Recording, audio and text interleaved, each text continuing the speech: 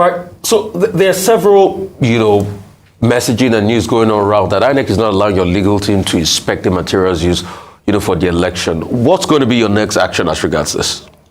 Well, INEC is a public institution sustained by taxpayers' money, including you and me. And I believe there's a law about public institutions. If there's anything, they should be open because they conducted the election. That's everywhere. If you do something and people are not satisfied, it's for you to open up yourself. It's not the first time I'm going to court with INEC.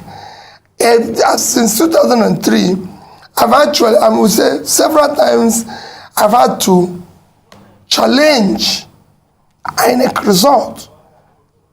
Remember that I'm the first governor in this country to come through the process of court by being in court for 3 years.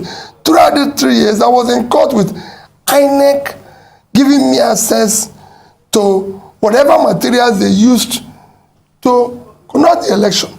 You've conducted the election, Rufai. You've announced or declared the winner.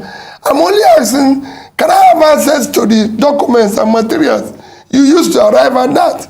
I'm not asking you to change what you said. And remember, like I also say people, I'm not challenging their declaration. Sorry, I'm not challenging who they declared. I'm not challenging whatever the outcome. I'm challenging the process which they arrived at their declaration. And unless we do that, we're not going to stop the rascality we witnessed in that election. The process through which people come into office is, for me, I said it everywhere, is far more fundamental than what they do thereafter. There's a process of doing things. There's a process of arriving at any destination. If, like I said in my press conference, if you're going to answer His Excellency, the process of coming to that position must be excellent.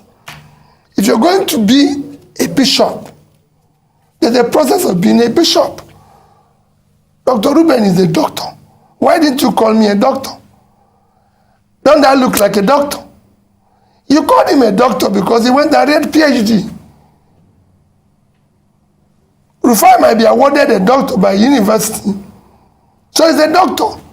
But you can't just go on the street and say you're a doctor when you're not. So there must be a process, because even if it's going to be awarded, you must have done something that merited you to be awarded that. Or you must have, like Ruben, went and read PhD.